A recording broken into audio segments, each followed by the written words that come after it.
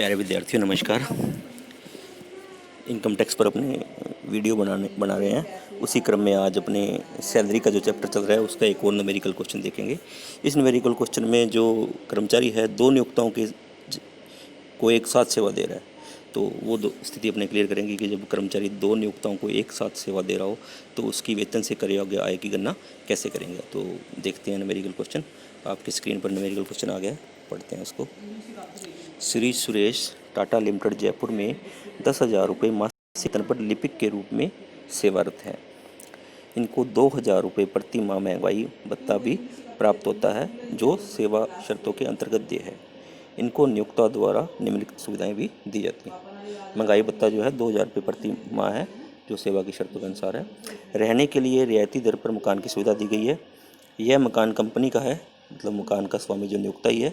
इसका नगर पालिका मूल्यांकन 36,000 है, परंतु नियोक्ता उसे 1,000 रुपये माह प्रति माह किराया लेता है। 1,000 रुपये उससे वसूला जाता है। यानी रियायती दर पर मकान है और नियोक्ता जो है मकान का स्वामी है, तो उसका मूल्यांकन हमने करेंगे। उचित मूल्य और नगर पालिका मूल्य का इसमें कोई मतलब नहीं है मूल्यांकन में, ठीक है। मकान के बगीचे की देखभाल के लिए माली की सुविधा दी गई है। 250 रुपये प्रति माह नियोक्ता द्वारा उसका भुगतान किया जाता है। गैस बिजली पानी की निःशुल्क सुविधा है, ये टैक्सेबल है। 2,000 रुपये प्रति माह, 2,000 रुपये का ही व्यय किया इसने, 2,000 रुपये ही टैक्सेबल होगा, प्रति माह नहीं है, सीधा ही 2,000 रुपये है। उसके बाद है उनका पुत्र IIM अहमदाबाद में भारत के AA सूची के संस्थान में पढ़ रहा है। इस हेतु नियोक्ता से 5 लाख रुपये ब्याज मुक्त ऋण लिया है। नियोक्ता से ब्याज मुक्त ऋण लिया, टैक्सेबल है। 20,000 के ऊपर के ऋण टैक्सेबल होते हैं। और पढ़ाई के लिए लिया है तो सारा टैक्सेबल है। अगर नियम 3A के अंतर्गत बताई कि किसी विशिष्ट बीमारी के इलाज के लिए अपने ऋण देते हैं ना 20,000 से ज़्यादा, वो टैक्सेबल नहीं होता, इस पर टैक्स लगेगा। और 1/8/19 से लिए तो 1/8/19 से टैक्सेबल होगा। ऋण का भुगतान 250 रुपये मासिक किस्तों के से 31/8/19 से प्रारंभ होना है। यहाँ 250 रुपये नहीं है, 250 मासिक किस्तें हैं, ये आप ध्यान रखना। ये 250 रुपये छपा है, ये 250 मासिक किस्तें हैं। यानी 250 मासिक किस्तों का मतलब है 5 लाख बटा 250, यानी 2,000 रुपये मासिक किस्त के साथ इसका भुगतान इसको करना है। भारतीय स्टेट बैंक की ब्याज की दर 10.55% वार्षिक है। उसके अलावा उनको कंपनी ने 2 माह के लिए न्यूयॉर्क भेजा। इन 2 माह का वेतन महंगाई भत्ते सहित उन्होंने न्यूयॉर्क से ही प्राप्त किया, ठीक है। 2 महीने के लिए वो न्यूयॉर्क गया था, वहाँ वेतन उसको वहीं मिला है, कोई फ़र्क नहीं पड़ता। भारत में दी हुई सेवा के लिए वेतन है, भारत में स्थापित सेवा के लिए वेतन है, तो वो टैक्सेबल है, भले ही वो न्यूयॉर्क में प्राप्त हुआ हो। ये तो होगी एक नियोक्ता की बात। अब है दूसरे नियोक्ता की बात। दूसरे में क्या कह रहा है, श्री सुरेश मैसर श्याम सुंदर एकल व्यापारी है कोई, कि यहाँ भी अंशकालिक कर्मचारी के रूप में कार्यरत है।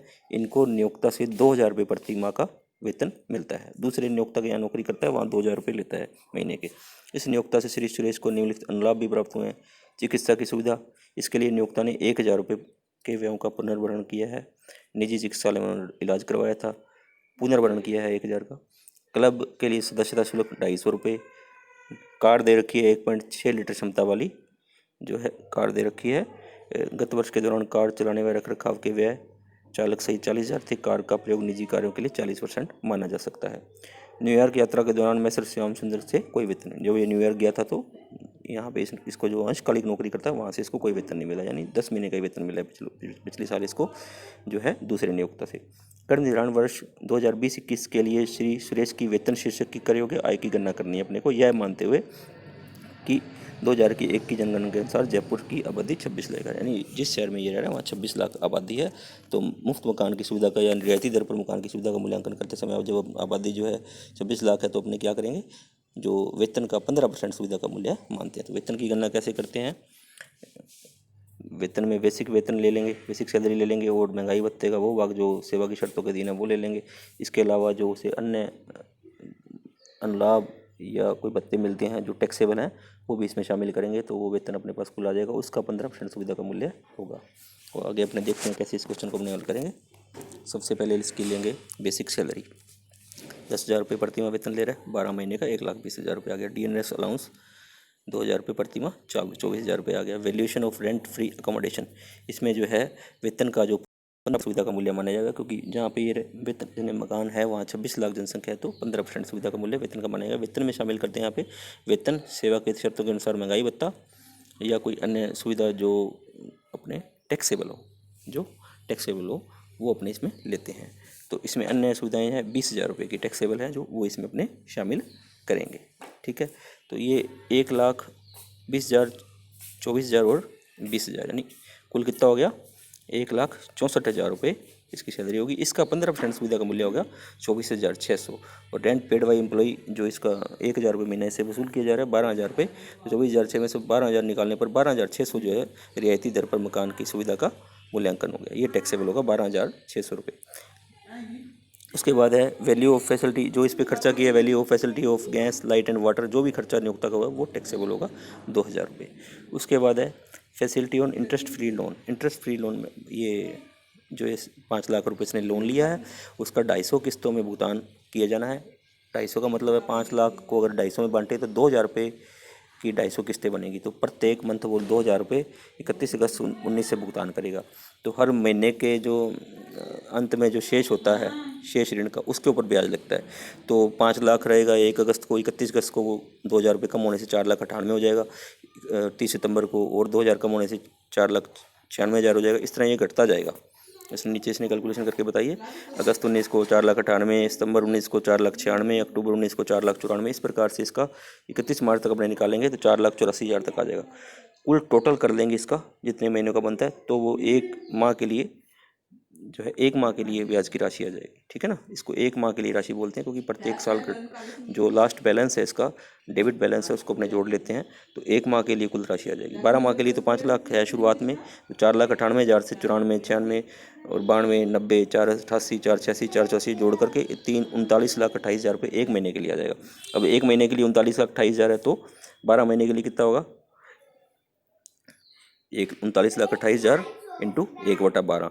ठीक है, उसके ऊपर जो है 1/12 आ जाएगा, यानी साल भर के लिए साल की ब्याज दर दे रखी है ना, तो इसको 12 महीने में तब्दील करना पड़ेगा, यानी 1 साल में तब्दील करेंगे तो 12 से भाग कर देंगे, उसके बाद इसके ऊपर 10.55% से ब्याज लगाएंगे। तो इसका क्या फार्मूला रहेगा, 39,28,000 इंटू 10.55% इंटू 1/12, तो ये आ जाएगा 34,533 रुपये।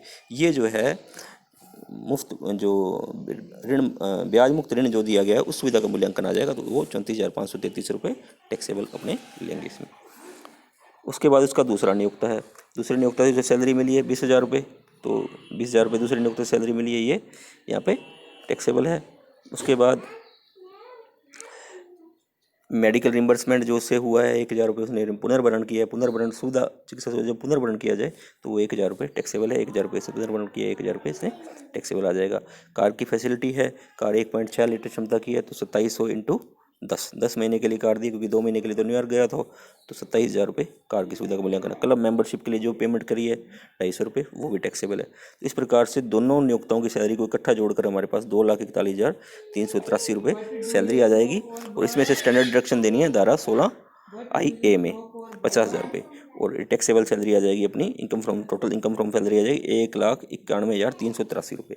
ये ध्यान रखना है कि 50,000 रुपये की जो स्टैंडर्ड डिडक्शन देनी है वो दोनों नियोक्ताओं से प्राप्त सैलरी को जोड़कर एक ही बार देनी है, दोनों में अलग अलग बार नहीं देनी, एक ही बार। कुल 50,000 मिलेगी तो दोनों नियोक्ताओं की सैलरी जोड़ दें, ग्रोस सैलरी आ जाएगी, उसमें से स्टैंडर्ड डिडक्शन अपने कम कर देंगे तो क्या आ जाएगा, टोटल इनकम फ्रॉम सैलरी आ जाएगी 1,91,383 रुपये। तो इस प्रकार आपने देखा कि जो दो नियोक्ताओं से सैलरी प्राप्त करते समय कैसे वेतन का निर्धारण करते हैं, तो वो अभी आशा आपको समझ में आया होगा video.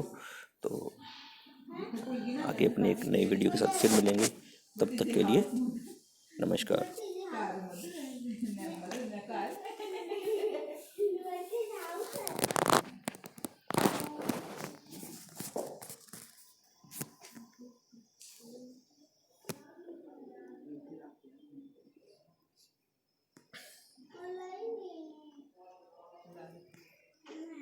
Who is my mother, husband?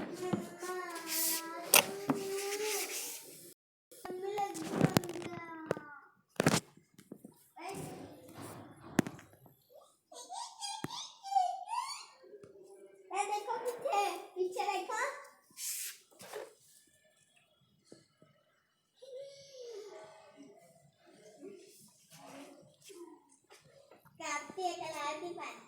What is the home?